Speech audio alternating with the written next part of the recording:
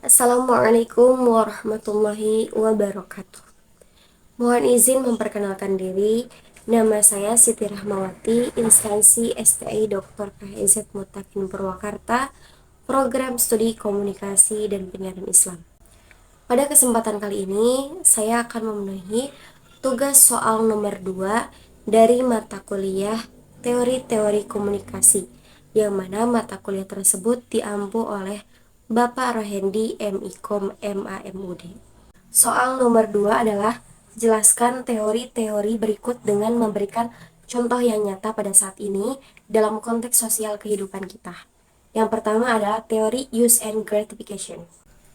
Apa itu teori use and gratification? Teori use and gratification ini adalah teori tentang bagaimana media memenuhi kebutuhan pribadi dan sosial halayaknya. Jadi bobotnya adalah pada halayak yang aktif, yang sengaja menggunakan media untuk mencapai tujuan khusus. Nah, tambahan bagi Rahma, tentang teori ini tetap pusat kontrol dari teori ini adalah manusia, tapi memang medialah yang menjadi unsur utamanya. Jadi begini, misalnya pada zaman dahulu kita masih dipenuhi dengan adanya radio ketika berkeinginan mendengarkan berita. Tapi jika pada saat ini Rahma ternyata lebih memilih menonton televisi pada saat ingin melihat berita, ya Rahma pindah ke televisi. Oke, untuk yang nomor 2 adalah tentang teori framing media. Teori ini menjelaskan bagaimana media membingkai suatu peristiwa atau isu sehingga mempengaruhi persepsi dan interpretasi audiens. Dengan kata lain, media tidak hanya menyampaikan informasi, tapi juga membentuk cara kita memandang suatu masalah. Misalnya, ketika ada orang menonton reel Instagram yang mana dalam reels tersebut menunjukkan ada orang yang sedang berkelahi. Asumsi dasarnya ternyata sebelumnya ada seseorang yang sedang dibully. Nah, dia itu dibantu oleh temannya. Nah, tindakan ini akan memunculkan pandangan-pandangan baik itu terkait seperti, oh berarti orang ini orang yang suka berkelahi. Ada juga yang berpikir ternyata pandai berkelahi pun ada gunanya jika dipakai untuk membela kebenaran seperti menolong orang yang dibully tadi. Pertanyaan yang ketiga adalah teori kultivasi.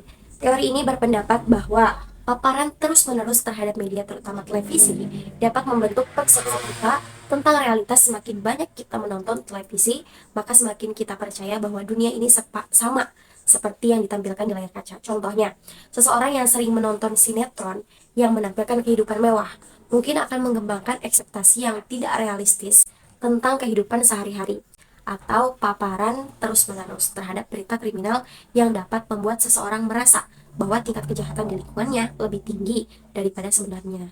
Ini yang pon. Oke, yang kemudian yaitu teori spiral of silence atau teori keheningan. Nah, teori ini menjelaskan bagaimana individu cenderung untuk tidak mengungkapkan pendapat mereka jika mereka merasa bahwa pendapat yang mereka miliki ini adalah minoritas atau sedikit. Nah, mereka akan takut diisolasi sosial dan preferensi untuk tetap berada dalam konsensus kelompok. Misalnya, dalam suatu lingkar pertemanan di sekolah, ada sekawanan manusia-manusia yang memiliki sifat atau sikap yang ekstrovert dan juga seringkali dalam ucapan-ucapan mereka itu menimbulkan rasa sakit terhadap sekeliling. Namun, si orang introvert yang menerima rasa sakit itu tidak bisa menyangkal atas perbuatan sekawanan ekstrovert itu, yang meskipun telah membuat hatinya sakit. Kemudian yang kelima adalah teori komunikasi dua tahap. Teori ini menjelaskan bahwa informasi seringkali tidak langsung sampai kepada individu, melainkan melalui orang lain yang dianggap sebagai pemimpin opini. Individu ini kemudian akan menyebarkan informasi tersebut kepada jaringan sosialnya. Contohnya nih ya, dalam ruang lingkup kampus atau perkuliahan biasanya diadakan tata tertib informasi terhadap perkuliahan, tata tertib informasi dalam perkuliahan terhadap mahasiswa baru. Nah, gelar tertinggi di perkuliahan tersebut tidak memungkinkan untuk memberitakan satu persatu, seperti memberikan pesan pribadi atau menyuruh seluruh mahasiswa baru itu untuk berkumpul mendadak. Nah, tahapan selanjutnya yang dilakukan adalah memberikan amanat kepada kaprodi terlebih dahulu, kemudian kepada kelas-kelasnya, kelas mahasiswa baru untuk membuat struktur kepengurusan seperti Kosma agar informasi dapat terrealisasi dengan terstruktur. Seperti itu. Mungkin cukup sekian yang dapat Rahma sampaikan. Mohon maaf bila mana masih banyak kekurangan dan kesalahan. Wabillahi taufiq wal hidayah. Wassalamualaikum warahmatullahi wabarakatuh.